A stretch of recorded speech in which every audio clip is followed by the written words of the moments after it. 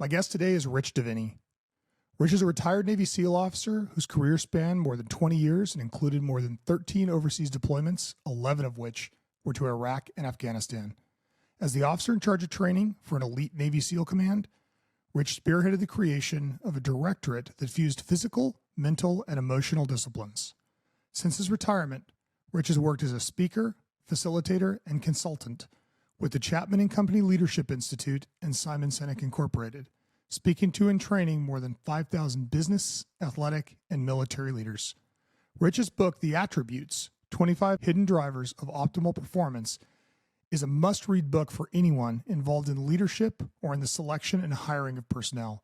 I'm excited to have Rich on the show today because I think this book gives us an analytical framework that can help us to understand not only our own innate strengths and weaknesses, but also help to utilize the strengths and weaknesses of those we lead to build a better team. I hope you enjoy my chat with Rich Diviney. My name is John Becker. For the past 4 decades, I've dedicated my life to protecting tactical operators. During this time, I've worked with many of the world's top law enforcement and military units. As a result, I've had the privilege of working with the amazing leaders who take teams into the world's most dangerous situations. The goal of this podcast is to share their stories in hopes of making us all better leaders, better thinkers, and better people. Welcome to the debrief.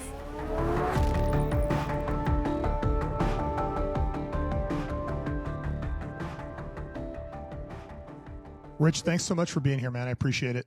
Yeah, John, great to be here. And like I said, long time coming. It's been a while, but worth it. So. Yeah, totally.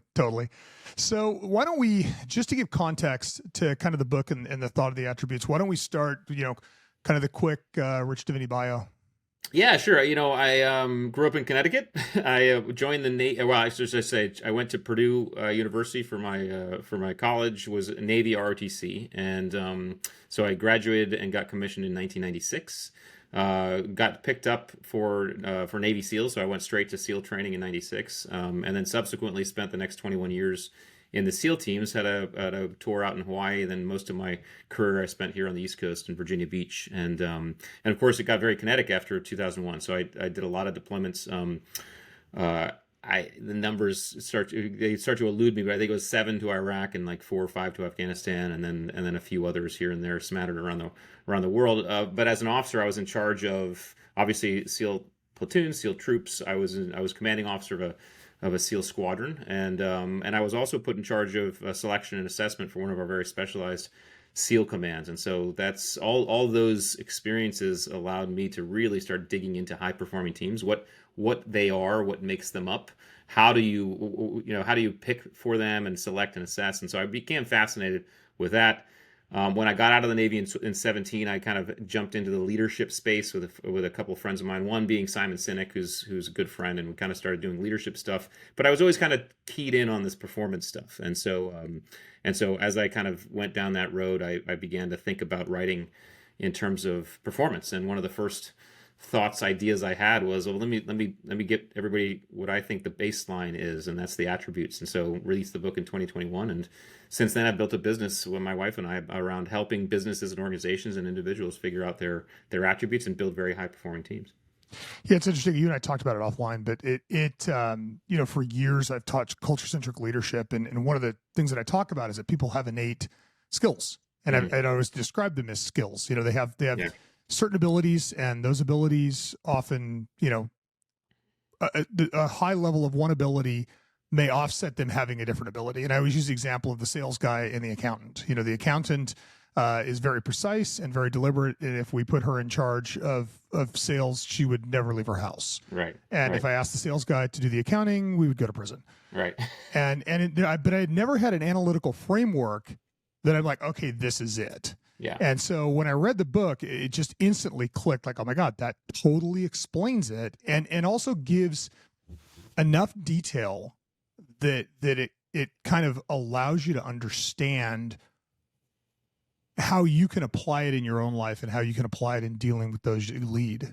Yeah. Well, I appreciate that. And one of the things I endeavored to do was figure out performance. And I think it all comes back to the early day. I mean, the early days of what I call healthy imposter syndrome, and that it kind of started. I mean, there's probably instances of it prior to the Navy, but certainly when I finished SEAL training, right? In our class, I think our BUDS class, so BUDS, Basic Underwater Demolition / SEAL Training. That's the 6-month course that Navy sailors and officers go to become Navy SEALs. There's a 90% attrition rate at BUDS, right? So, but once you graduate, you go to a SEAL team and you're on your way. Our class, I think, if I remember correctly, it was somewhere on started with 170 students. We graduated 38 students, and I remember even in that moment looking around me and saying, "How the heck am I still here?" All right, because I looked around me and looked at the guys who were around me and said, "These guys are seemingly so much better than I am." Why is that? And and that by the way continued throughout my career, and I call it a healthy imposter syndrome because it was not something. It was not a feeling that debilitated me. It was a feeling that, okay, I'm here for a reason. Obviously, I made the muster. I did what I needed to do. I'm just going to step up my game right now because I feel like I need to.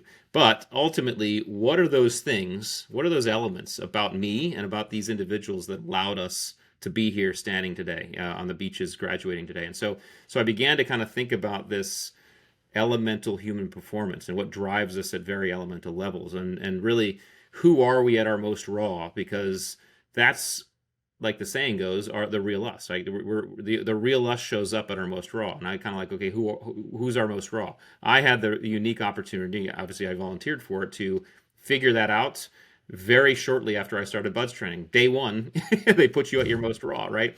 And then you continue that way, and then you realize that about yourself, you realize about your teammates, and then you go to war, you go to combat, and you see it again. And so I think it's a real strength and advantage. And one of my goals was to take the SEALs off the pedestal and just talk about them and talk about this in a very human way. And I think the attributes humanize everything because we all have them, right? Some of us can't be SEALs, but some SEALs can't be accountants or entrepreneurs or whatever. We all have distinctive niches inside of which we excel. But yeah, so I appreciate I always appreciate when I hear and when you say that the book was relatable, understandable, and immediately you could take that thing and apply it, because I didn't want to write another SEAL book. There are plenty of Navy SEAL books out there, and most of them are pretty good, right? But I didn't want to write another Navy SEAL book, and so I appreciate you saying that.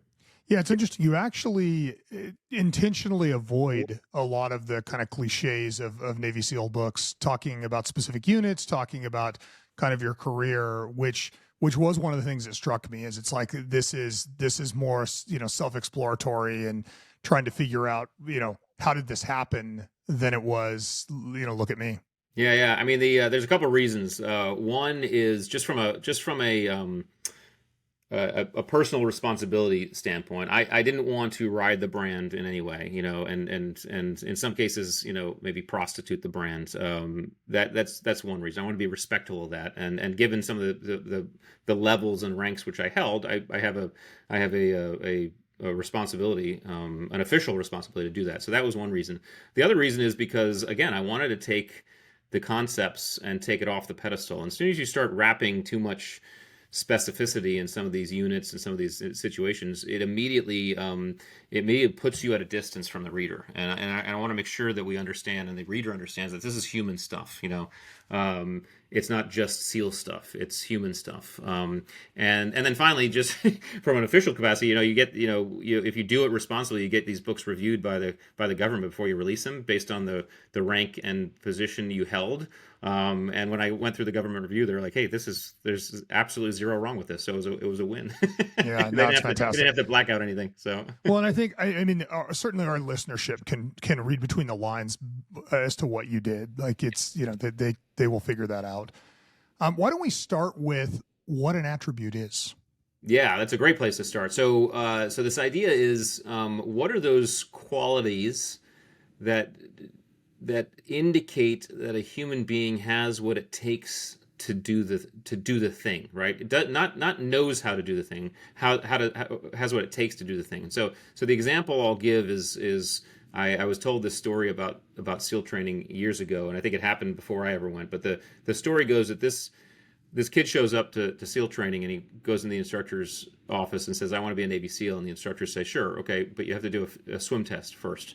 And he's like, "Okay, fine." So they take him out to the pool. The swim test is an easy one, 50 meters, so 25 meters to one end, 25 meters back the other end.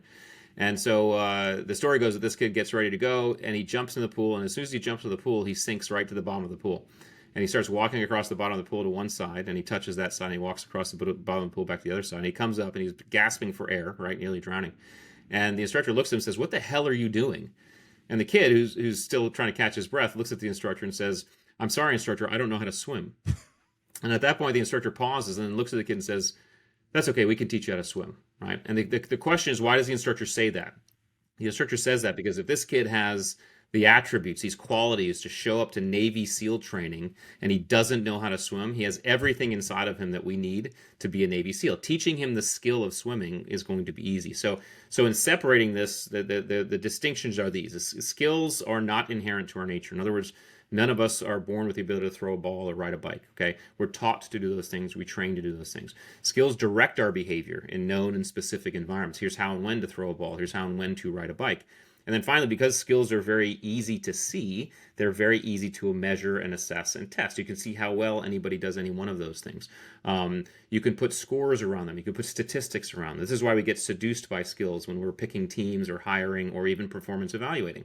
The problem with skills is they don't tell us how we're going to show up in stress, challenge, and uncertainty, because in an unknown environment, it's very difficult, if not impossible, to apply a known skill. Right, this is when we lean on our attributes. Attributes are inherent to our nature. In other words, all of us are born with levels of patience, adaptability, situational awareness. Right now, we can certainly develop these things over time and experience, but you can see levels of this stuff in very small children. Right? Any of us who have kids or have experienced kids will agree with me when I say there are 1.5-year-olds who are patient and there are 1.5-year-olds who are impatient. Okay, so there's a nature-nurture element to attributes. Attributes don't direct behavior. They inform behavior. They tell us how we're going to show up to an environment. So my son's levels of perseverance and resilience informed the way he showed up when he was learning the skill of riding a bike, and he was falling off a dozen times doing so. And then finally, because they're difficult to see, they're very difficult to assess, measure, and test. How do you measure someone's levels of patience or adaptability, right? So, but they show up the most viscerally they show up the most visibly and viscerally during times of stress, challenge, and uncertainty. And so, when we're talking about teams and individuals that can operate in uncertainty, chaos, complexity, which, by the way, defines high-performing teams and high-performing individuals. That's the one distinguishing factor. Any team can do well when things are going well.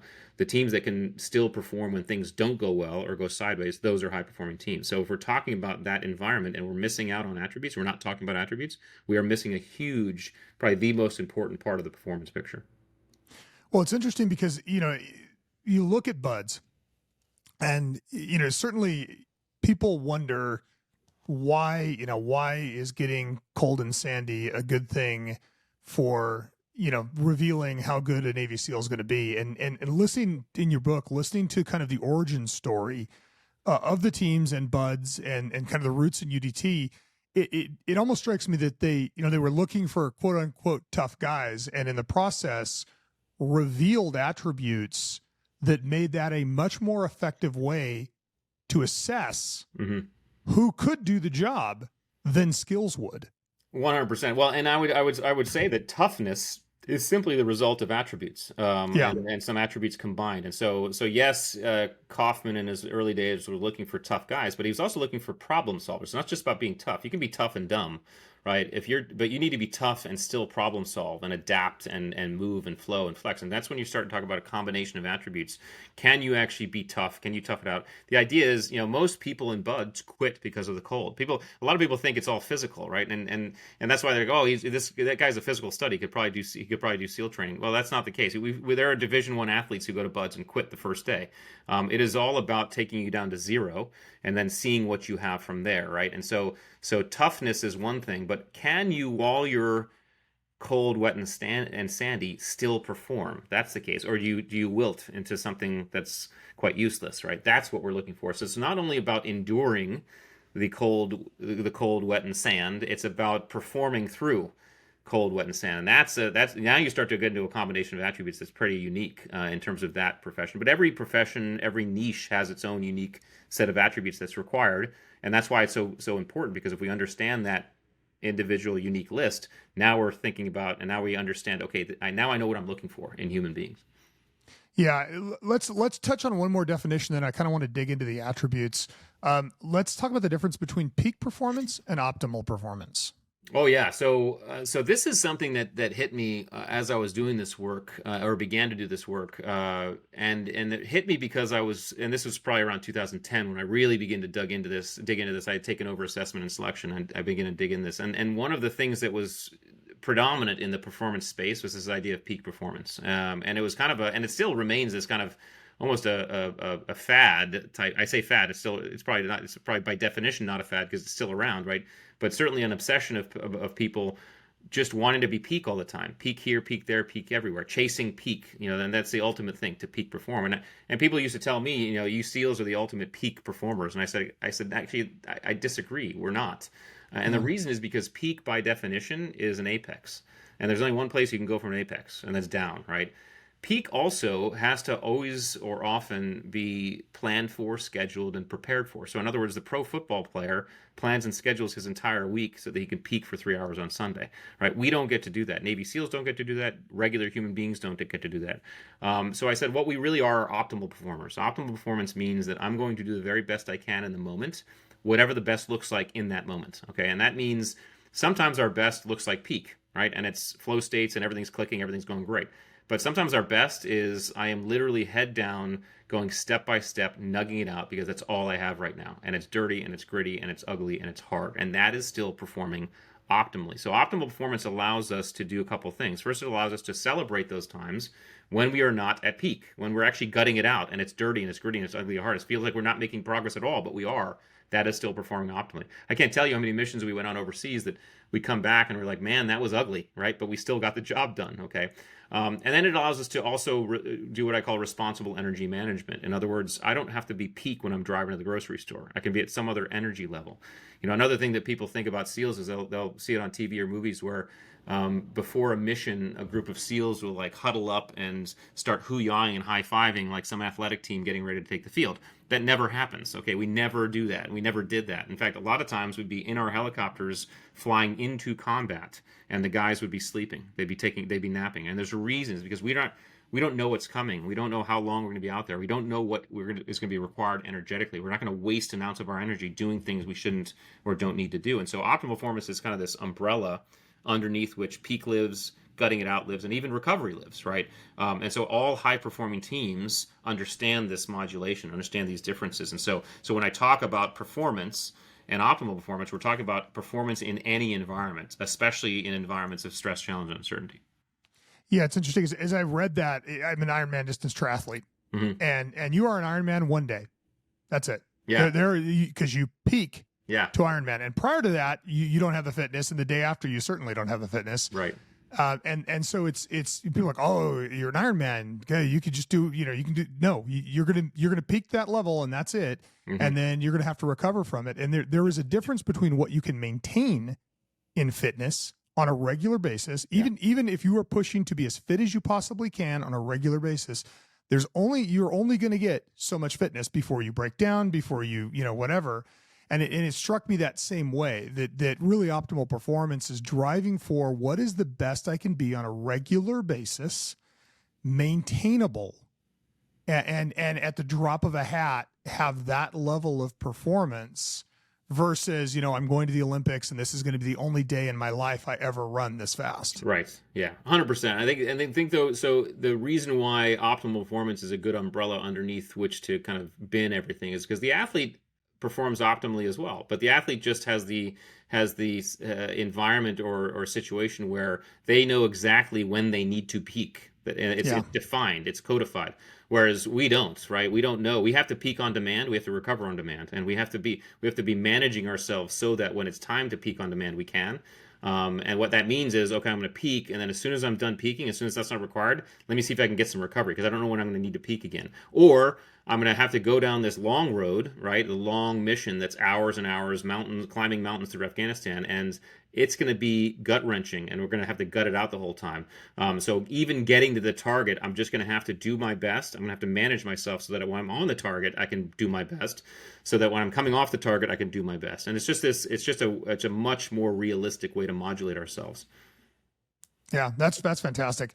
So why don't let's dig into the attributes a little bit. It just for kind of the listeners, edification.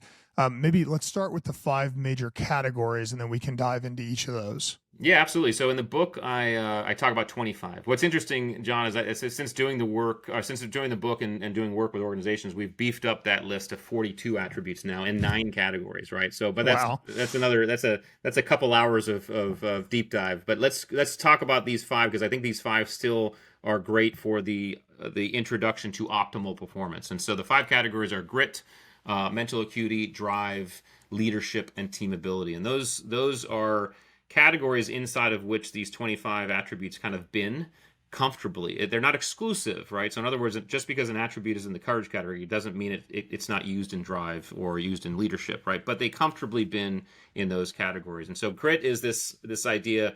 And again, people think of grit as a singular thing a lot of times. They describe grit as an attribute in of itself, but it's not. Grit is actually a combination of things kind of blended and catalyzed and stewed together that create. It's a result of what's kind of blended. And actually, Angela Duckworth wrote a great book years ago called Grit.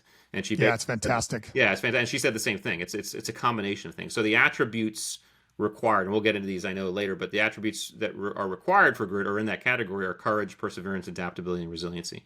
Mental acuity are the attributes that describe how our brain processes the world around us. So as we're walking through environments, what's our brain doing and how's it working, right? So situation awareness, compartmentalization, task switching, and learnability. Drive, if grit speaks to kind of those shorter term, endeavors, drive speaks to the longer term. What are the attributes that create the driven person and be able to do something long term? Those are self-efficacy, discipline, open-mindedness, cunning, and yes, narcissism, and we can get into that as well if we want. Leadership is the next category. What are the attributes that allow others to look at us and decide that we're leaders? Here's the thing about leadership. Being a leader and being in charge are 2 separate things. One is a position, one is a behavior. And I always kind of joke, you don't get to self-designate. In other words, you don't get to call yourself a leader. That's like calling yourself good looking or funny, okay?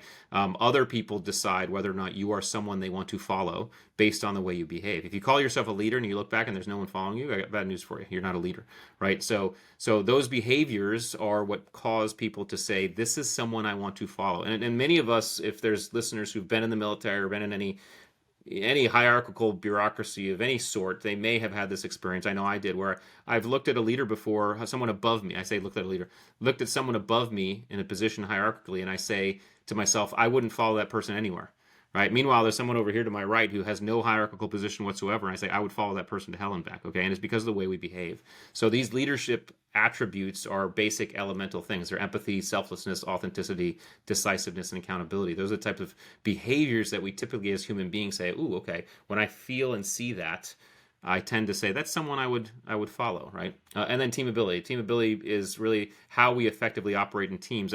I stole the word from Naval Special Warfare. I think they made it up because I don't think it's a real word, but it's kind of how you operate as a teammate, okay? But just like leadership, you don't get to call yourself a good teammate. Other people decide whether or not you're a good teammate based on the way you behave. And so those attributes are integrity, integrity, humor, humility, and conscientiousness. Those are the attributes for teamability. And yeah, so we can dive into any one of those, but that's how those categories kind of bin out. Yeah, it makes sense. And I think that when you dig into it, it's an overwhelming list initially, right? You look at it, you're like, oh my God. But when you start to look at them, piece by piece and dig into them, you start to realize that kind of makes sense. Like you have to have, all of these different components. And so what I'd like to do is like kind of go through and obviously, audience is a tactical operator audience. So we'll kind of hit some of them a little harder because I think they're probably a little more relevant. But why don't we start with grit? Again, Angela Duckworth's amazing book, which if you haven't read, everybody should read, kind of lays the foundation, but I kind of like the approach that you took of, by splitting it up into attributes, it makes a little more sense, I think. Yeah. So why don't we walk through the attributes that build grit?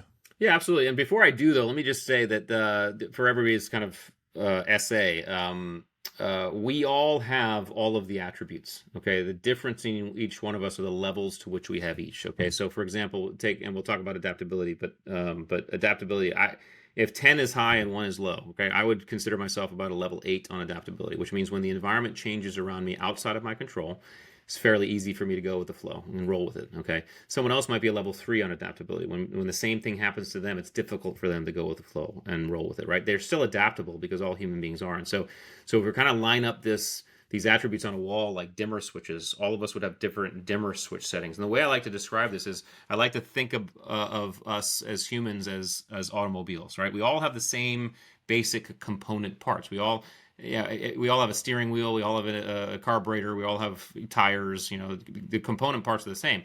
But, some of us are Jeeps and some of us are Ferraris, right? And there's no judgment there because the Jeep can do things the Ferrari can't do and the Ferrari can do things the Jeep can't do. But it's those intricacies, those details that cause us to be different, that allow us to say that I'm better in this genre than I am in that genre. And that's how we have to look at these attributes. So as we discuss them, I just want everybody to think you're going to be high on some, you're going to be low on others, you're going to be medium on probably the most of them, right? But those highs and lows, especially the ones you're high on and low on, really start to distinguish and dissect and articulate your performance in all aspects, but to include uncertainty, challenge, and stress. And so, so that's why I want to lay that kind of foundation. Well, it's funny because it's like a video game. You think about playing video games, whether it's Mario Kart or Madden Football or Call of Duty, when you're picking a character, yes. They're good at this, they're not good at this, they're strong, strong like ox, smart like chicken.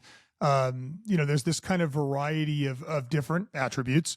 And it is, we all have them, but we are, and we all know people that, if you are married, that your wife has certain attributes that you don't, and that you have attributes that she doesn't. And it isn't a judgment thing, but from a leadership standpoint, it is being able to pick people that are really good at the things that you need them to do, and then trying to build an organization around, if Rich is really good at these 5 things, then let's try to have Rich do those 5 things and not do the 4 things that Rich isn't that good at. 100%. And honestly, every group and team, every team, organization, group, and we do this work with teams and organization, they have a unique set list of attributes that are required for that team. So in other words, the attribute list that is required for a great Navy SEAL team looks different than the list for a great surgical team or teaching team, right? So first is about understanding what that unique list looks like.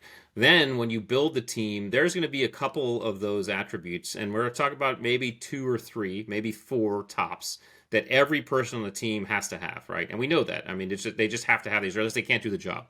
We could say that with tactical operators, whatever, SEALs, cops. I mean, there's just 1, 2, or 3 of these things that all of us have to have. But then it's about matching and uniting the team like a zipper, right? So now we all have the basic 3 or 4 that we need, but now Rich is a little bit lower on patience, and John is higher on patience. So let's zipper this, and so now we have both represent. We've taken care of the problem, right? Because we can fill in those gaps. Because not everybody's going to have the perfect set of attributes, and so that's how we have to kind of look at that. So I'm actually glad you brought that up, because that's the way teams and high performing teams are in fact built. Well, and it's the same way that elite special operations units, you cannot maintain the level of skills and knowledge. There is so much in a modern environment that you can't maintain an extremely high level of knowledge at everything. Right. So you do the same thing. You cadre out the team. So, Rich is a really good sniper, and John is a really good breacher. And, we're going to take these skills and put them together to form this kind of milieu that allows us to solve whatever problems we're faced with. Yeah, and the same thing goes with attributes, and in fact, more so with attributes to do the problem solving. Again, we problem solve with attributes. Once we have a solution, we use skills to execute, right? But the most of the process of our problem of our experience when we're in an environment, especially the environments the listeners and certainly I experience, is we have to figure it out. We have to figure out what's going on first, and then we apply the appropriate skill to that, right? So skills are absolutely necessary, but they're at the very back end. They're the very last thing we apply to any problem, because all that rest of the stuff is based upon, okay, what are you bringing to this environment so you can actually figure out the environment, solve a problem, and then apply a solution. But what's interesting about that is skills, because they're quantifiable and measurable, we're very inclined to want to look at skills. And one of my favorite elite units, their selection process they describe as specifically trying to avoid high functioning assholes. Yeah. And focusing on skills is how we pick high functioning assholes. Yeah.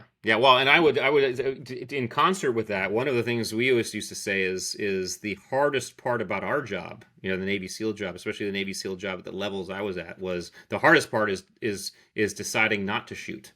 Right, Yeah. because anybody can pull the trigger and anybody can spray and pray, right? But the ability to understand an environment that's violent, that's kinetic, that's in your face, and is very, very rapid, to understand and process that environment in a very rapid way, and then make a decision to pull the trigger or not to pull the trigger in less than a second is in fact attributes based. Pulling the trigger, sure, that's a skill, right? But that comes after everything. The decision not to pull a trigger, that's all attributes based. Which is especially true in a law enforcement environment, right? Yes, where it 100%. is constantly evolving, chaotic. Your traffic stop might be for gangbangers with guns, or it might be an old lady who just got lost. Yes. And that actually why don't we go directly to mental acuity then? Because it is, while we're talking about that, that's obviously on point. So let's start with mental acuity. That's a great place to start, because I do think our professions, those are the most important, because grit has courage and all that stuff that matters, but it's really how our brain processes the world around us. And I think let's get into it. So situational awareness is the first one. That's basically our levels of vigilance about our environment. So people who are high on situational awareness, like SEALs or cops or first responders, typically, we just notice more than your average person. I walk around New York City and I notice stuff. I notice hands, I notice dark alleys, I notice cars. My wife, who's walking next to me, she doesn't notice as much. And again, there's no judgment there. Her situational awareness is just lower than mine. But we all have a level of vigilance in our world, at least. But that's situational awareness. The next one, which is extremely important, probably the most important one, certainly for Navy SEALs. I would imagine it's for cops and first responders as well. But again, you can't make it through SEAL training if you don't have a preponderance of compartmentalization. Compartmentalization is the ability to, inside of an environment, kind of pick something to focus on, understand what the priority is, pick that thing, focus on that, and block out everything else until that thing is complete, right? That's compartmentalization. So the example of that, like in SEAL training, is if you can't, so in SEAL training, the kind of the crucible of SEAL training, which many folks may have heard about, is Hell Week. Okay, Hell Week is in first phase. It's the 5th week of training, first phase. Hell Week starts on a Sunday afternoon, and it doesn't finish until the following Friday. And during that time, you only get about 2 or 2.5 hours of sleep the entire week. And the whole time you're running around the big heavy boats in your head, you're freezing, you're sandy, you're wet. That's where you get most quitters during Hell Week. And the saying goes, if you think about Friday of Hell Week on Monday, you will quit.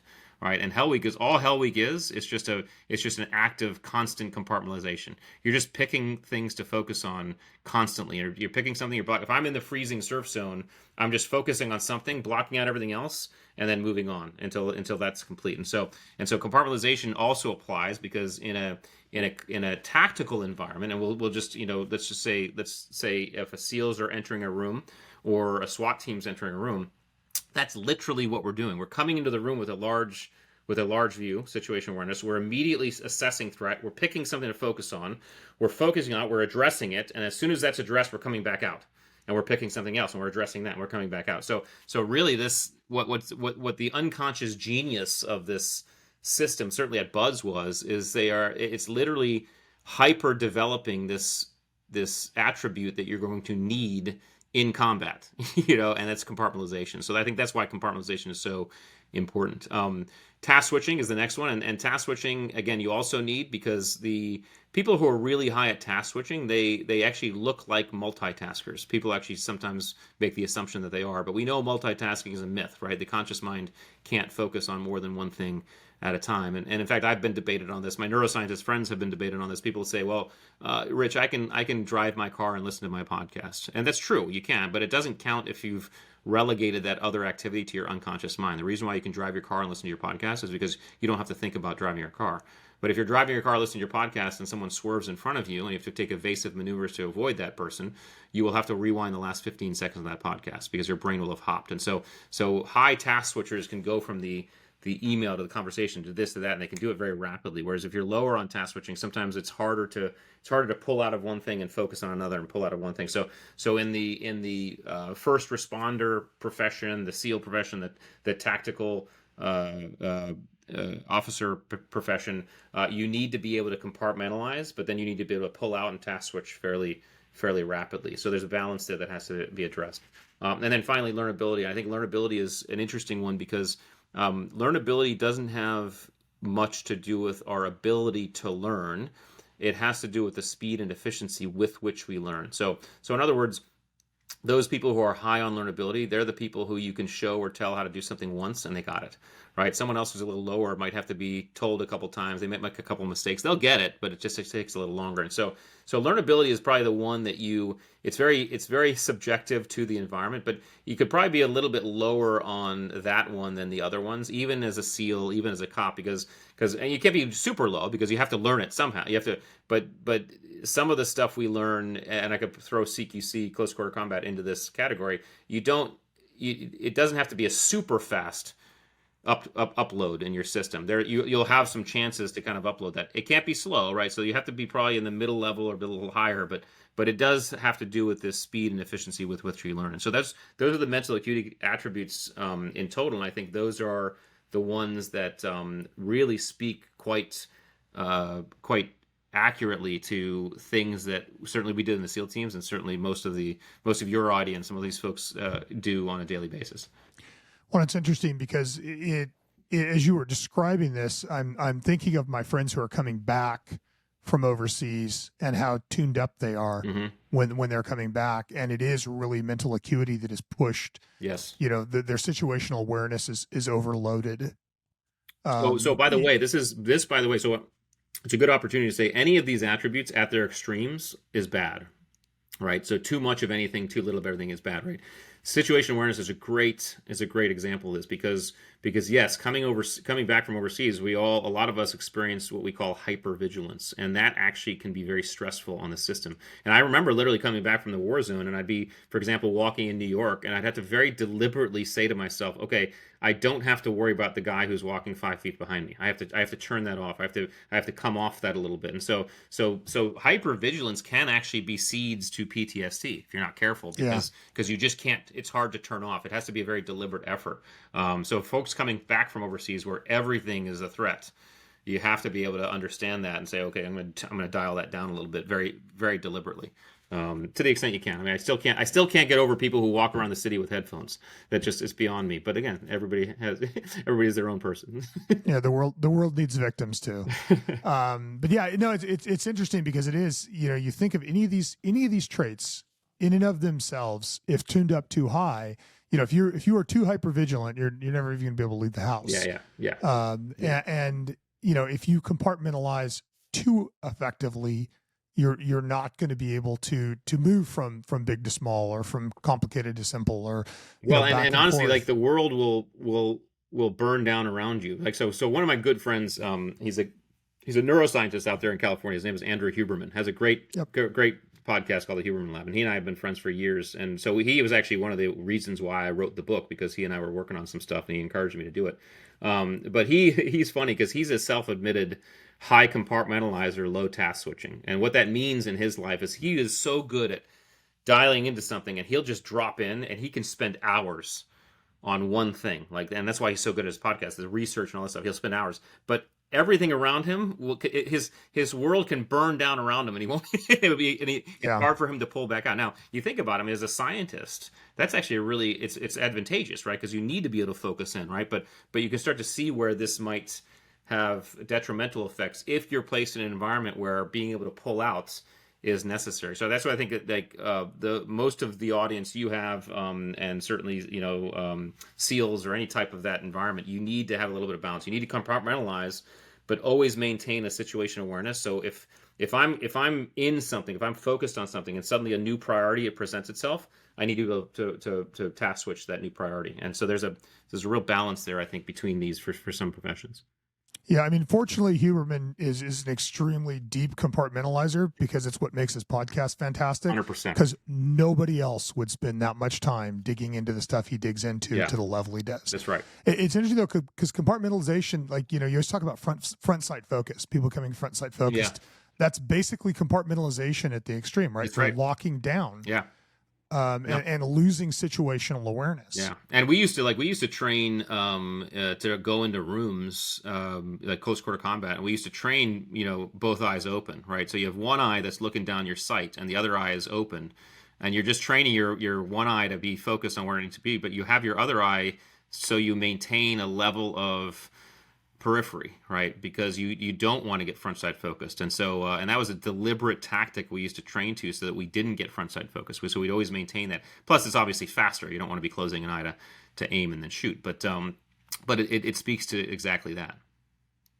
Yeah, let's move on. Let's move on to grit, because grit is, I think, it is the category of attributes that everybody associates with SEALs and with cops, and I think there is probably an overemphasis on grit. Yeah. As a group of attributes, everybody thinks, oh man, if you're gritty, then it's going to be, like we want the most gritty guy we can possibly get, and like you said, any extreme is too much. Yeah. But let's walk through kind of what comprises grit. Yeah, the attributes that comprise grit. So courage, perseverance, adaptability, and resiliency. So just kind of walking through that. First, courage, because it's really interesting. And again, this is stuff Huberman and I worked on in depth when we first met, which was 6 years ago. He was running his fear lab there in Stanford, and so he was studying the neurology behind fear. And I was applying, okay, this is kind of what we do, how we process it in the field. And one of the things we know about fear is that when we begin to have a fear response, fear begins to enter our system. Amygdala gets tickled, autonomic arousal goes up. Our brain presents us with two choices, and we all know these choices. One is fight, one is flight or flee. Okay, people have thought about, and people have said freeze before as a choice, but neuroscientists have kind of determined that freeze is really kind of an oscillation between the two. You're kind of deciding, should you fight or should you should you flee? So, but the idea is whether you fight or whether you flee, each has a specific switch in the brain that gets clicked. And so if you decide to fight, and this means step into your fear, it doesn't necessarily mean put your dukes up, right? But you're stepping into your fear or discomfort, that switch gets clicked, all right? And that is the courage switch, okay? And when you hit that courage switch, you actually get a dopamine reward for that effort, right? Which makes sense because nature has designed us to in fact step into our fear. It's exactly why we as a species have gone from cave dwellers to space explorers, right? Because nature has designed our systems to step in and be rewarded when we step into our fear and discomfort. But all that to say, courage as an attribute is the frequency with which you step into your fear and anxiety, right? So what does that mean? It means that just because you're a Navy SEAL doesn't mean you're more courageous than the average person on the street, right? Because you could literally have a group of Navy SEALs in a gunfight with Al-Qaeda physiologically feeling less fear than the 8-year-old you just asked to step in front of the class and introduce themselves, okay? And so the idea is how frequently are you stepping into the fear? You could be a generally anxious person, and if you're stepping into your discomfort and your fear often, you're accessing that courage switch often, your courage is higher, your attribute is scored higher, right? Because again, you cannot have courage. There's no access to that courage switch unless there's fear presence, right? And so, or you could have someone who does seemingly very brave things. I don't know if you're familiar with Alex Honnold. He did the Free Solo, called Free Solo. Amazing. I mean, I watched that movie and I get shivers. It's insane. Right, that guy, when they did the movie, they looked at his brain, and his fear response is not like normal people's. Right, it takes a lot for his fear response to even kick in. Right, so I would never say Alex is not courageous, right? But the courage switch is not getting accessed as quickly as some normal person, like as me on that rock. My courage switch would be accessed. I mean, as soon as I'm 10 feet up, I'm going to be accessing my courage switch on that, right? So again, it's courage as an attribute is with what frequency. So I think that's important in terms of defining certainly our profession. Well, and I think courage is a very good example of where the extreme of an attribute is detrimental, right? Because somebody who is too courageous will get killed. Yes, yeah, and then like in the book, I say. A commanding officer once told me as a young junior officer, beware the fearless eater, because that person's going to get you killed. Fear is a human response that's designed as a risk assessment tool for human beings, right? And so if we're not understanding our fear and accessing our fear, we're not risk assessing properly, right? And so that you could get into the bulldog syndrome. You run in the burning building. So yeah, too high is bad just as much as too low. Yeah. What about perseverance? So yeah, if courage is the ability to step into fear and discomfort, perseverance is the ability to continue doing it over and over again. It's literally this ability to just kind of keep going. Head down, I'm going to just gut it out, right? I will just move through. Obviously extremely effective and advantageous. However, we can see how too much of this, especially if you have very high perseverance and low resiliency, you will burn out. And people actually confuse, they conflate resiliency and perseverance quite a bit. They think about resilience as, hey, if I get hit, I'm getting back up again, right? Perseverance is get hit 7 times, or fall down 7 times, get up 8. That's perseverance. Resilience is when I take a hit, when I get knocked off my baseline, how quickly can I get back to that baseline? That's resilience, and we'll talk about that in a second. But perseverance is quite simple. It's this ability to just kind of keep on moving through, just churn through. Obviously, too high could lead to burnout. Too low, you're not gonna get anything done. So we'll skip adaptability for a second and move on to resilience, because I think it especially in a PTSD context, I think resilience is really important. Yeah. So walk me through resilience. Like, give me examples. Yeah. So just visually, if we could imagine our lives. Imagine a line, and we draw a line for our lives. And the left side of that line is the day we were born. The right side is today, right? Just a straight line on a page.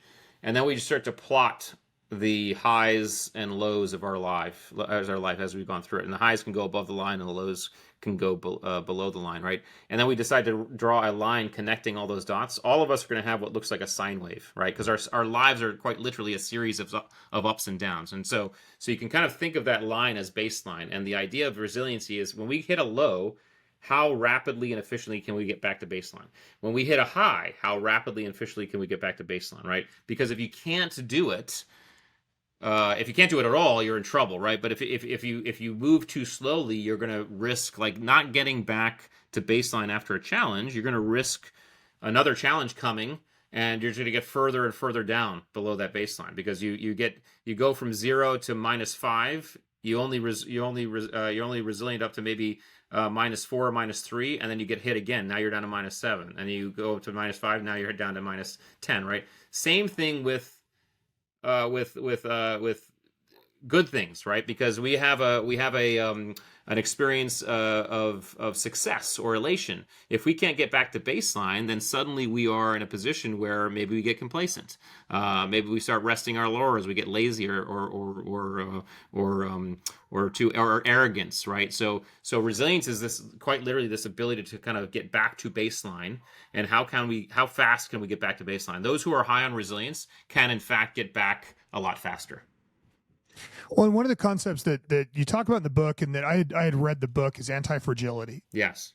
Right. It's this notion. I think we think of resilience as, like when you hear the word, you think of, oh yeah, man, that guy's really tough. He's very resilient. But when you put it in a context of getting back to baseline, why don't you contrast that for me between what, the difference between resilience and fragility or anti-fragility? Yeah. So anti-fragility is, well, let's just I'll give you the opposite first, right? If you are unable to get back to baseline, you kind of think about that sine wave, right? It's slowly going to go down. It's going to descend. Your baseline will slowly descend. That you're falling into entropy, okay? Because you're not recovering enough to get back to your baseline. So you slowly fall into entropy. Anti-fragility is when I go through something, when I recover, I actually recover to an extent where I'm stronger from it. In other words, my baseline increases. So anti-fragility, and again, great book by Nassim Taleb called Anti-Fragile, right? But it's this idea that when something bad happens, when I get hit with a challenge, I grow from it, right? And that's really important. There's very unique strategies. That's another set of stuff that Huberman and I worked on together. That we'll probably release here soon, but this idea that can we design ourselves and design our systems that when we hit a challenge or get something or have something stressful or challenging or uncertain or traumatic happen to us, can we conduct ourselves in a way that when we come back up, we're actually our apex is higher than it was before. That's what we want to do, and that's anti-fragility. So that baseline is moving up, and we're getting stronger. That's what our goal should be. Resilience is definitely good. If we have nothing else, let's be resilient. Let's get back to baseline. When and if we can, at any time, can we actually grow from it? That's the best. Well, I think that's kind of the new developing doctrine around post-traumatic growth. Yes, 100%. Right. You experienced trauma, and your resilience will take you back to baseline. But so if you are very resilient, you will recover from the trauma. Yeah. But the difference between recovering and post-traumatic growth is you will use the trauma to inform development and growth and becoming stronger. 100%. Yeah. And in the book I talk about this, it's much like this physiological process called hormesis, which is this idea that that a system can get stronger if you feed it small levels of toxins. It starts to inoculate. So it's the crux or the basic premise of most vaccines, right? You just throw a little in a system, your body will get used to fighting that. But our bodies, right? Our bodies are systems that actually conduct hormesis on quite often occasions, and we can do this mentally as well. Can we use injections of stress, challenge, uncertainty to in fact inoculate ourselves and get us stronger, so that next time we get hit, we can actually take a lot more. Well, and I mean, anybody that works out, right, is engaging in hormesis. Anybody that works out 100%. is engaging in post-traumatic growth. Yes, like 100%. you are by definition damaging your body, and it responds by not only going back to baseline. Like you don't just recover. If you lift a heavy object, you tear a bunch of muscle fibers, you're sore. Yeah. You don't just get back to baseline. If you do it regularly, you get stronger. Yeah, but what is the key to that process? The key to that process is recovery, right? If you lift if you lift your biceps every day, your biceps aren't going to get bigger, unless maybe you're 18, because we know at 18 our bodies are so fast, right? But ultimately recovery is the key, and so even in the process of anti-fragility from a physical, mental, emotional standpoint, that recovery is the most important thing, and the recovery is going to look different for everybody, right? And it's going to depend on the trauma, right? Because depending on the trauma, you may need a much longer time to recover fully. And what I always say is if you are in a position where you've gone through something and you're finding recovery difficult, and so by the way, the way you know you're recovered, that you're finished with that step, is that when you think about or recall that instance, you can do so objectively. There's no more trigger, right? That means you've recovered properly. But if you're having trouble getting there by yourself, I always say get help. Get help fast, right? Do as much as you can. We can't always do this by ourselves. There are a lot of people. There's a lot of places you can get help to recover properly, especially if it's a more intense trauma. But we can practice this stuff just with little trauma in our lives, right? The traffic jam, the bad day, the meeting that went not as planned, and things like that. We could practice this resiliency, exercising this resiliency muscle, so that we get good at it, and hopefully when bigger things hit, we can be faster with the process. So, okay, let's use that to transition to adaptability. Yeah. Adaptability is actually a lot out of the three. It's probably the most simple and straightforward. I mean, this is literally the ability to adapt to an environment. When the environment changes around us, outside of our control, how can we best adapt, right? It's a very reactive attribute, right? But this is in a book I talk about. This is the kind of be like the frog. The frog has, as a species, survived 5 extinction level events on this planet, right? And they've done so because, well, when they need to live in the water, they live in the water. When they need to live on land, they live on land, right? And they've adapted to an environment. So adaptability, again, the reason why it's part of the grit is because if you are unadaptable, the whole process, or the whole purpose of being gritty, is you are able to push through and power through some sort of environment, some sort of situation. So the outside environment is implied, and the outside environment is always going to throw things at you that you can't control, that you have to adapt to. So if you are low on adaptability, you may be gritty, but it's not going to be for that long. Yeah. It's the old Bruce Lee saying, right? You be like water. Yeah. Fill whatever container you go into and move to whatever shape. And it is, I think, especially thinking to a business context, like part of entrepreneurship is high levels of adaptability. Yeah. Like you have to. I think over the last 38 years of my career and the business I run every day is a different business, Yeah. right? The situation changes, the clients change, the technology changes, and the organizations that, you think of organizations that have been successful for long periods of time. Apple is one that comes to mind, and they're extremely adaptable. They're constantly evolving. Yeah. Yeah. So yeah, it makes sense that it's not okay to just be, you don't want too much, strength, for lack of a better term, and not enough adaptability, because you will continue to beat your head against the same wall, and eventually, Yeah. you're not going to survive it. 100%, and the reverse is true as well. You don't want too little. Well, no, you don't want too little adaptability, which is what you described. You don't want too much adaptability, because then you're a limp noodle, and there's no you're bending and flowing with the breeze at any soft blow, and that's not advantageous either. So in every environment, every niche, there's going to be a level of adaptability that's required, and that's optimal. But it's not going to be extreme in either way. Well, that kind of goes into the next category of stuff, which is drive. Yeah. Yeah. So with drive, you've got self-efficacy, discipline, open-mindedness, cunning, and narcissism. Mm-hmm. Yeah. Walk me through kind of that thought. So self-efficacy is this ability to it's kind of a combination of three things. The combination is confidence. I know I can do this. The initiative to get started, and then the optimism, the realistic optimism that as I go through, as I continue on, I'll figure it out. Right? There's gonna be roadblocks and stuff, but I'll just figure it out. So self-efficacy combines those three things. If you don't have those three things in combination, you don't necessarily have the self-efficacy full picture, right? Because if you're just, for example, confidence on its own is not going to do much in terms of getting something done, right? So it's the same thing with initiative. If you just have initiative, it's going to be a kind of a blind, frenetic energy. And then if you're just optimistic, well, we know. I mean, you can plant a garden and just say the weeds will not come. The weeds will not come. They will come, right? So there has to be something behind that. So that's self-efficacy.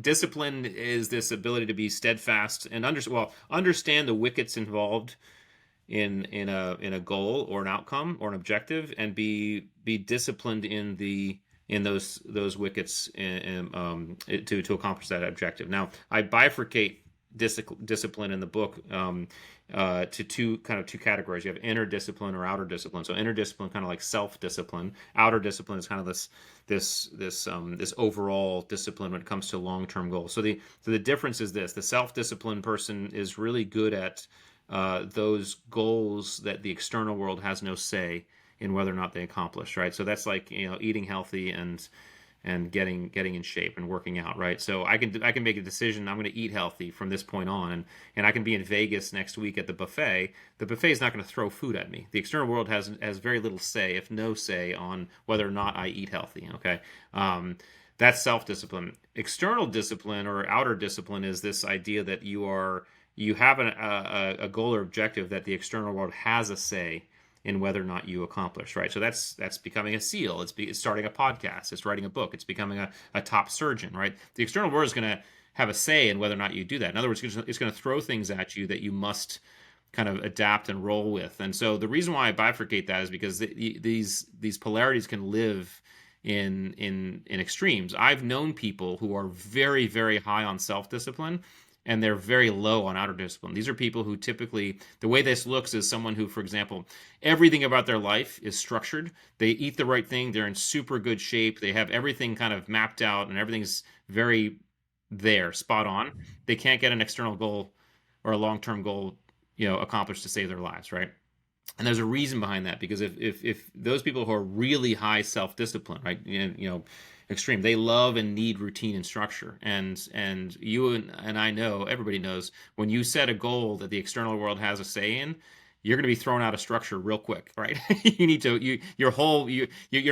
may not be able to work out one day. You may have to eat something that you didn't want to eat, right? I mean, just kind of an example, right? So very high self-discipline, very low self-discipline, it can exist, right?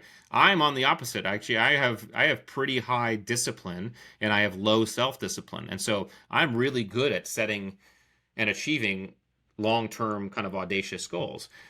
when I'm told what to do, how to do something, or I try to tell myself, I'm pretty bad, right? I mean, because I'm used to being outside of structure, I'm used to being on a right routine. I kind of butt up against it quite often. So in my life, to work on my self discipline, I've had to be more deliberate about injecting a little bit of routine into my life, so I can actually be self-disciplined in a better way. But all this to say, most people are fairly balanced in this, but there are cases where you may be higher on one side of that than the other, and it's going to show up in your behavior. So it's an interesting aspect. Yeah. Yeah. That's very interesting. Yeah. Open-mindedness, I mean, that's just a passive openness to experience and ideas and things like that. The open-minded person is passively open to new experience, new ideas, new people, new things, right? It's different from curiosity. Curiosity, and that's an attribute, that's another attribute I just don't talk about in this book. Curiosity is a proactive thing, right? I'm going to go seek out new stuff, right? But being open-minded, that's probably more important, because there's just a passiveness that I'm going to be an open-minded person. Typically, if you're, and this is, again, none of this is black and white, but typically the people who are very highly successful, driven people, they have a good amount of open-mindedness, and an amount that allows them to take in new ideas, new experiences, so they can actually accomplish their objective. If you're really low on it, you're very closed-minded, it's going to be pretty difficult for you to achieve these long-term objectives and stick with it. Cunning I love, because cunning is felt or seen as pejorative a lot of times, but it's not. Cunning is very neutral. The way we use cunning can be judged. I mean, we can use cunning for evil, we can use it for good, but cunning on its own is simply thinking outside the box. Can I problem solve in a different way? The cunning mind approaches a problem and immediately asks three questions. The first question is, are there rules and boundaries? The second question is, are they real or are they perceived? And the third question is, if they're real, what happens if I break them, right? And then the cunning mind begins to look at ways around a problem, right? And so obviously a huge attribute for SEALs, right, and spec ops in general, because we're always thinking outside the box, right? And again, but it can be used, like, Bernie Madoff is an example of bad, cunning, like evil cunning, whereas Oskar Schindler is an example of good cunning, right? So you just have to understand that the way we use it can be judged, but the elemental attribute is neutral. And then finally, narcissism, which people always have an issue with, because for the same reasons that I did when I was putting the book together, I kept on coming back to narcissistic personality disorder, which in fact is a disorder. And in fact, I got a copy of the DSM-5, which is the psych Bible of all the psych diseases, and it has a few pages on narcissistic personality disorder. But the thing about that disorder is, when you go through those, when you look at those pages, there's like 9 criteria that the physician will read through, and if the physician can answer yes to 5 or more, then the physician can then diagnose the patient as disordered, i.e. they have the disorder. But only about 6% of the population are disordered. They have the disorder. So, and I looked at those 9 things, and as I looked through them, I read them, and I'm happy to say I couldn't say yes to 5 or more, right? But I wasn't innocent of everything I was reading. In other words, I would read, some of the stuff I read, I was like, well, sometimes I feel like this, sometimes I feel like that. And so then I kind of went back and asked myself, well, why did I become a Navy SEAL in the first place? I was a 22-year-old kid. It was in the 90s. There's no war going on. It was the mid-90s, and I was a patriot, obviously. I wanted to serve my country. But one of the real reasons, kind of a big reason, was I wanted to see if I could be a badass. I wanted to see if I could do something very few people could do. So I asked my other Navy SEAL buddies, why did they become a Navy SEAL? They said the same thing, right? Yeah, they're patriots, yeah, all that stuff, but they wanted to see if they could do something very few people could do.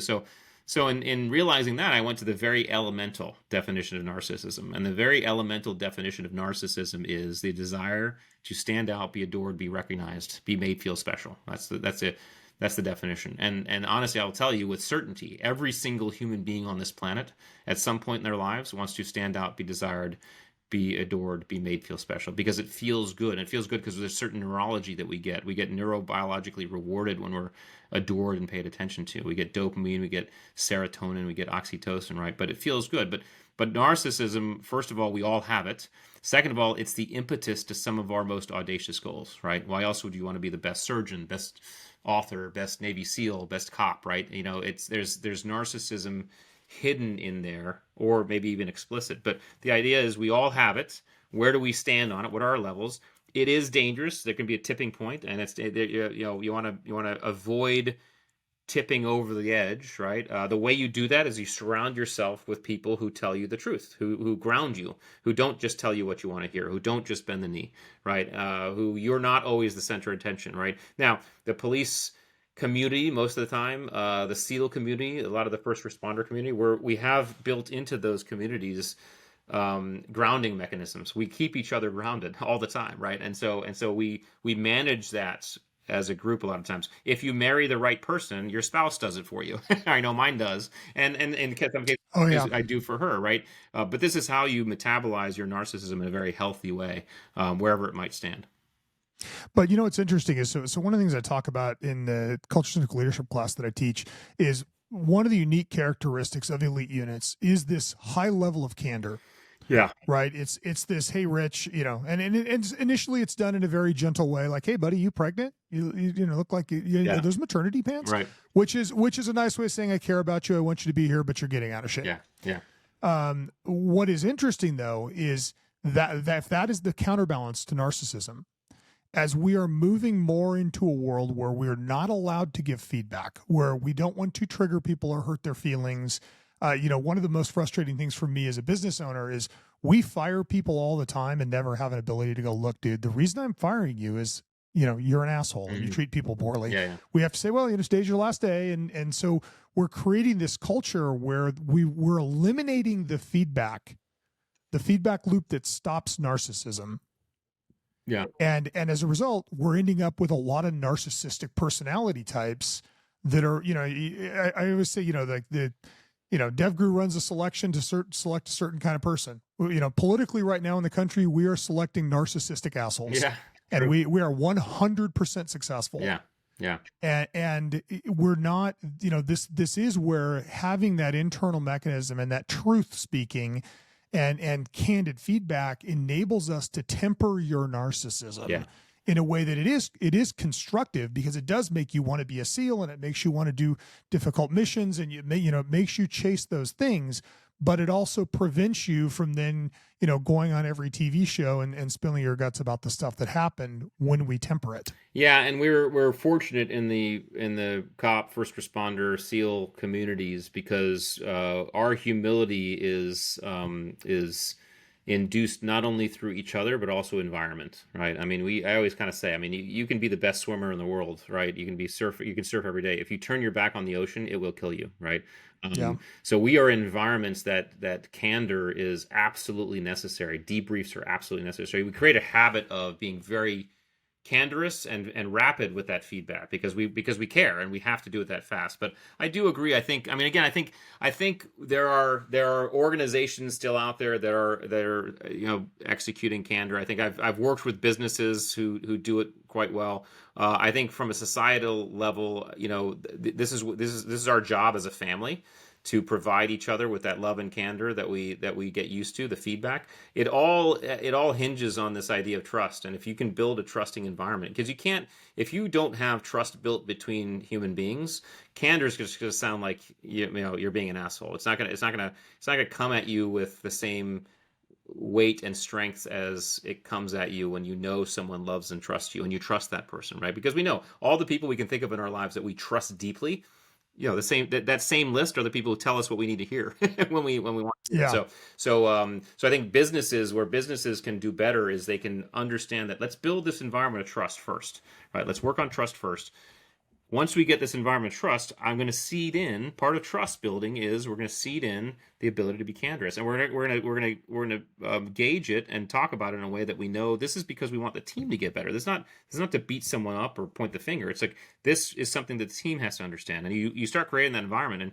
And man, you get people who, when they screw up, they're the first people to say they screwed up, right? They are absolutely. You get an environment where something happens, someone's to blame, and that person is the first person who steps forward and says, hey, I screwed this up. This is what I did. This is what happened. You don't even have to point the fingers anymore.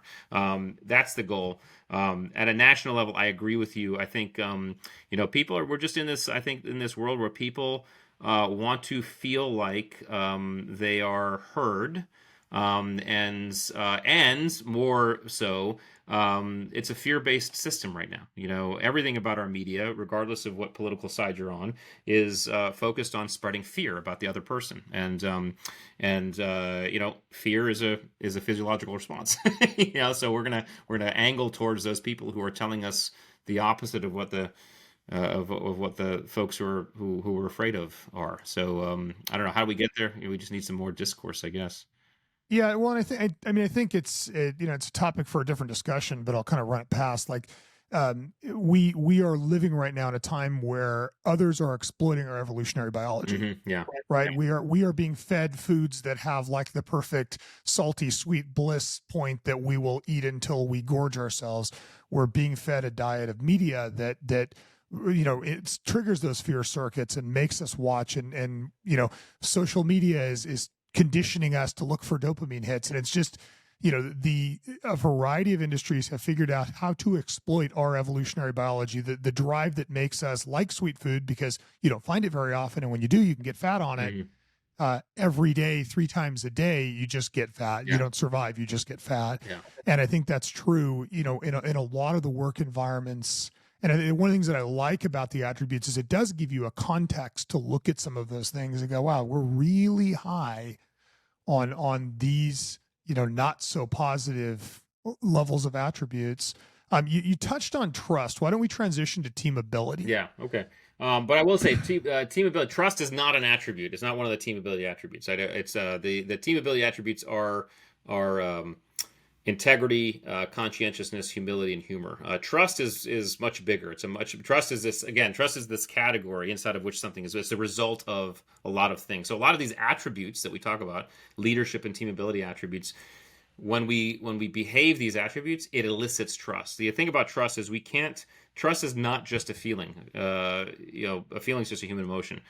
Trust is a belief. It's a human emotion that's been rationalized or justified. And so what that tells us is something we already know, and that is you cannot make anybody trust you. All you can do is behave in a way that allows someone to choose to trust you, right? So the result, the whole trust environment is a result of these attributes. And so we think about, so for example, the teamability attributes, integrity, this is do the right thing. That's as simple as that, so we know when we see someone, and now here's the thing about do the right thing. It's subjective to the group.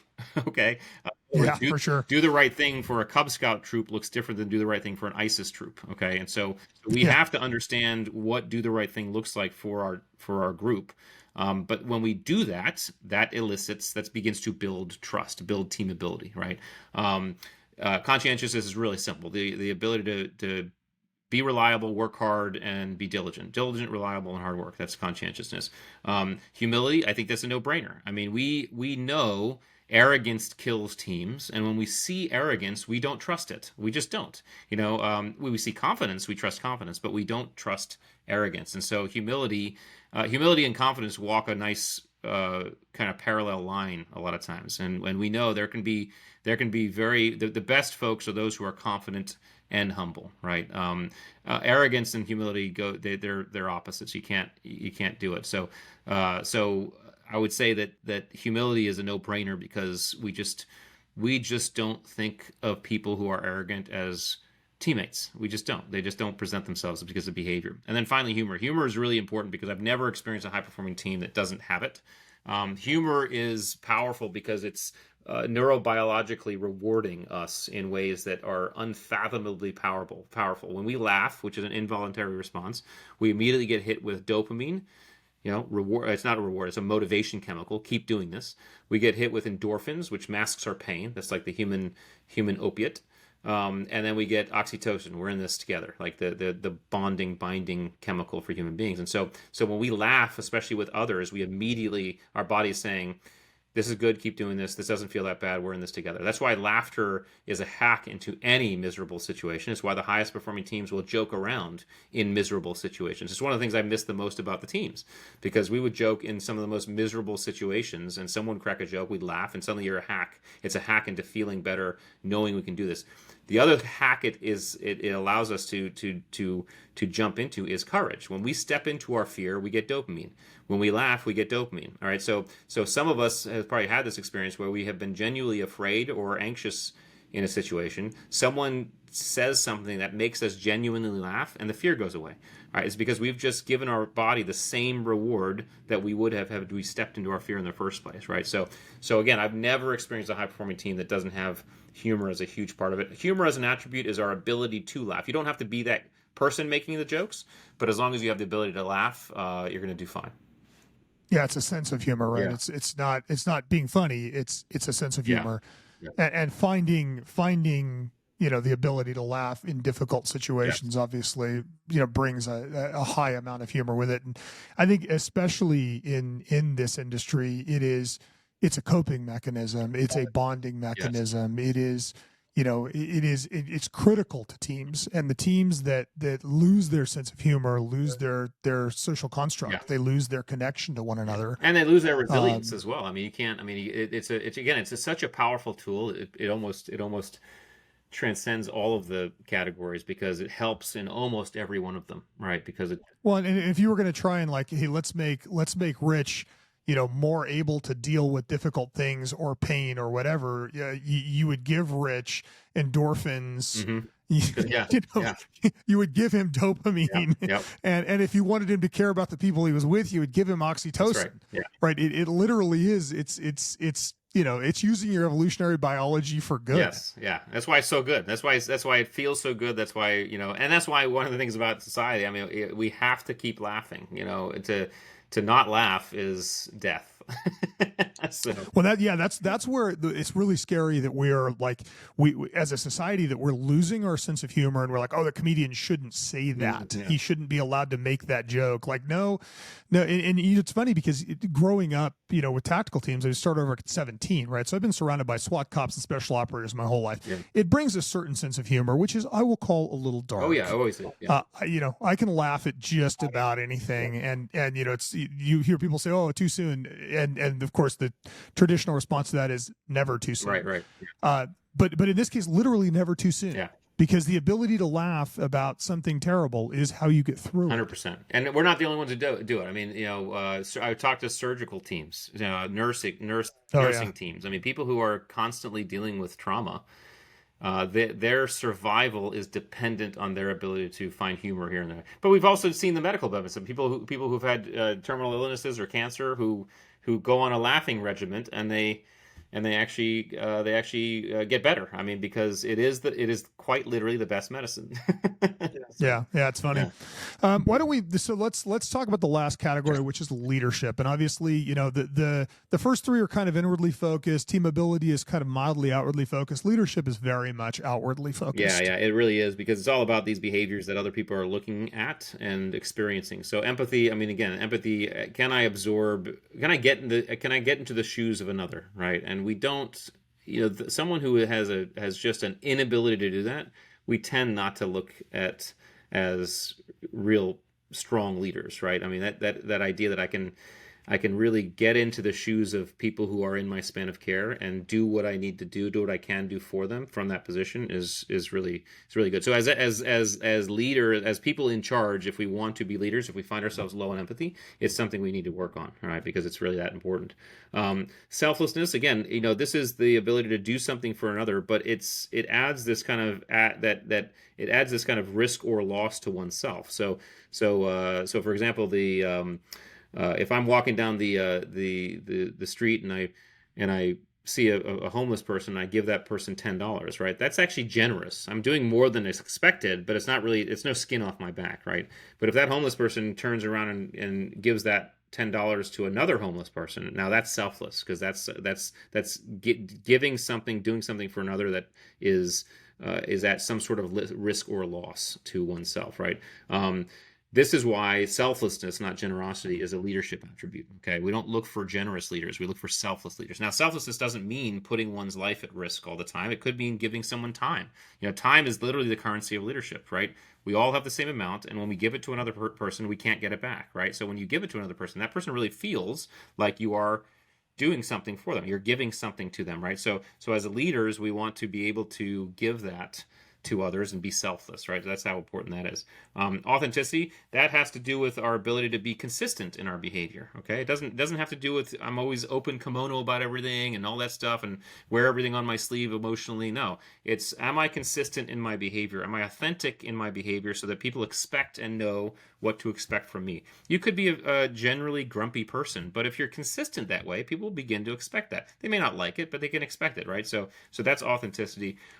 Decisiveness, again, we have to think about decisiveness in terms of the speed with which we make decisions. Making decisions is a skill. You can teach someone how to do better and make better decisions. Decisiveness adds that speed and efficiency factor that has to be considered. We don't necessarily look at people as leaders if they are people who waffle and can't decide and kind of wish-wash, right? We just don't, right? And so we as people in positions of leadership or people in charge that want to be leaders have to just understand that decisiveness is necessary. We have to be able to gather data and at a certain point say, okay, I don't have 100%, maybe I have 80, but I'm going to make a decision.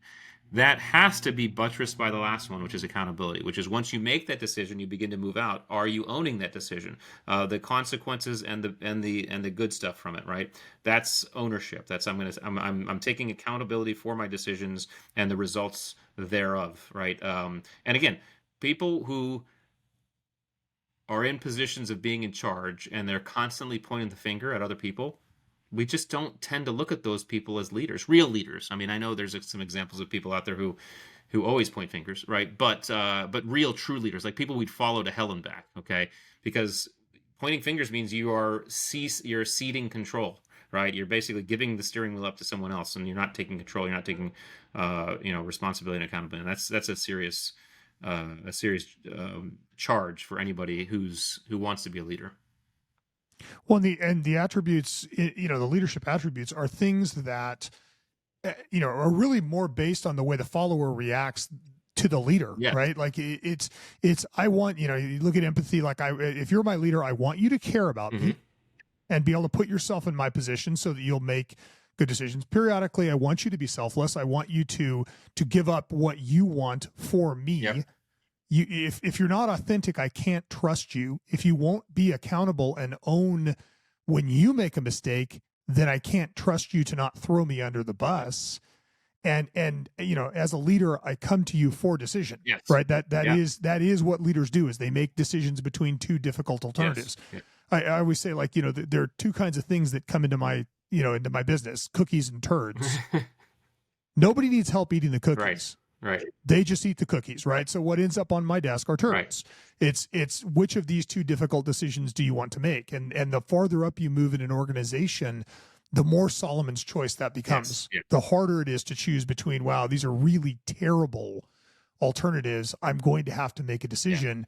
Yeah. And as a follower, as somebody who is reliant on a leader, if they won't make a decision, then they doom you to whatever happens. Yes. They do. And by the way, it has to be buttressed by accountability, right? You can go and make decisions all day long. If you as a leader are not accountable and are not openly accountable for that. In other words, someone can come into my office and say, hey, can you help me with this decision? And I say, yeah, go that way. They go that way. It screws up, or it's the wrong thing. And then we blame that person, right? That is not leadership, right? We have to say, ooh, that's on me. I got, so I would say as leaders, you can always delegate responsibility. You can never delegate accountability, right? Because we, and in fact, as leaders, we're supposed to delegate responsibility, but we always are accountable. If I told one of my guys when I was a commanding officer, hey, you have this is yours, and they went off and they screwed it up, say, okay, you screwed it up. Let's see what you did wrong. That's on me, right? I'm not dropping the accountability bucket on you, right? They will take accountability because you're modeling it, right? But ultimately, I'm taking accountability as well, and that's the secret. But I've had leaders, I've had people in charge who delegate both, and that's wrong. It's just not leadership.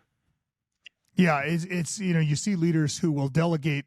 They'll delegate the negative. It's I always say, like, negative things that occur are your responsibility. Yeah. Positive things that occur are a result of your team's good work. Yes, yeah, and that's a good model. Yeah, whether it's true or not, I mean, you ostensibly you could say in some cases that things go right. It's like, okay, yeah, that was good stuff on my part, but that's not said by a leader. That's all under the water, and it doesn't need to be expressed. Yeah, we won, I lost. Right.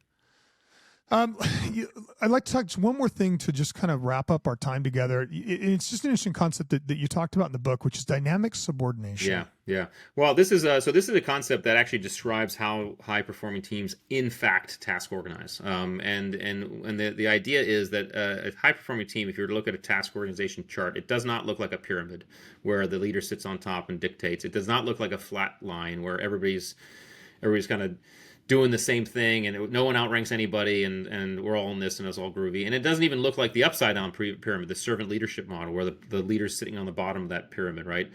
What it really looks like is an amorphous blob, right? And dynamic subordination implies that a team understands that challenges and issues can come from any angle at any moment. And when one does, the person who's closest to that problem, the most capable, immediately steps up and takes lead. And everybody follows and supports, right? And then the environment shifts again and someone else steps up. And I also call it alpha hopping. That alpha position just hops to where it needs to go. And so it takes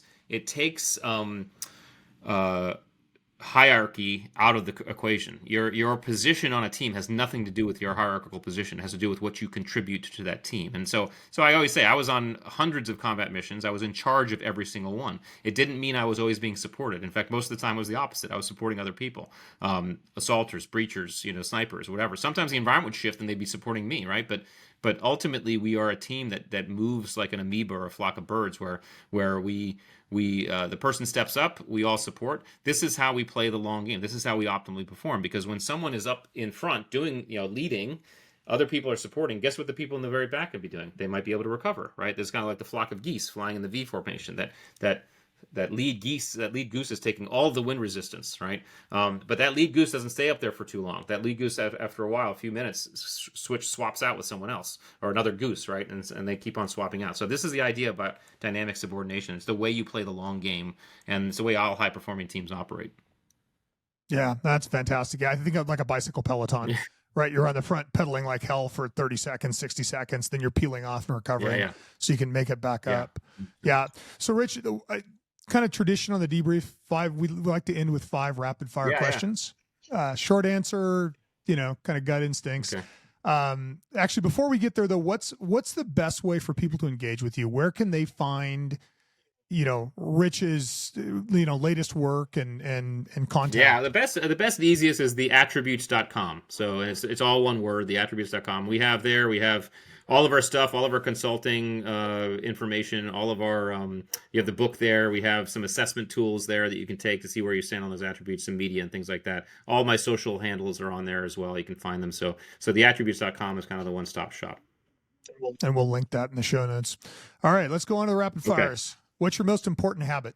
Asking better questions. The brain, the mind will focus on whatever you ask it. We're question answering machines. So if you feed it the wrong questions, why am I so bad at this? Why am I so pissed off? You will get answers. It's unavoidable. But if you feed it the right ones, why am I grateful? What can I do better? You'll get those answers too. So I've done that since I was in high school. What's your current favorite online resource, website, or podcast? Okay, well, I'm supposed to say Huberman because he's a good friend, but I do like, it is great. I think podcasts, I love Sam Harris. I've always loved his podcast for quite a while. Resource, I try to read as much as I can. I'm actually part of this might sound funny to some, but I'm part of a Navy SEAL book club. It's a bunch of us SEALs, both past and present. So we got Vietnam guys all the way to active duty, and we pick a book. And every month or month and a half, we read it and we get on a Zoom. We just had one last night and we just discuss it and then we pick another book. And so I've gotten reading back into my repertoire, which I really like. Okay, I'm going to avoid the obvious joke that it's a coloring book and that you guys eat the crayons. Yeah, well, that happens. What's the most important characteristic of an effective leader?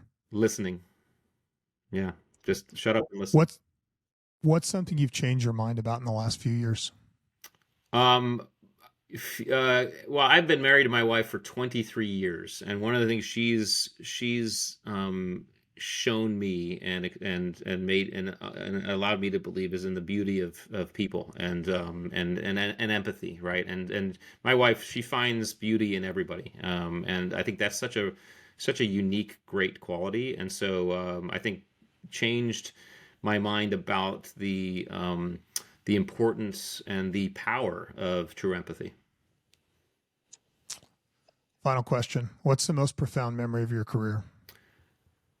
Boy, there are so many, but I would say if I were to kind of uh, pull a bunch together and make one, it's this idea that when you have the right group of people, um, operating in towards a common objective and goal, uh, and you can laugh and you can gel,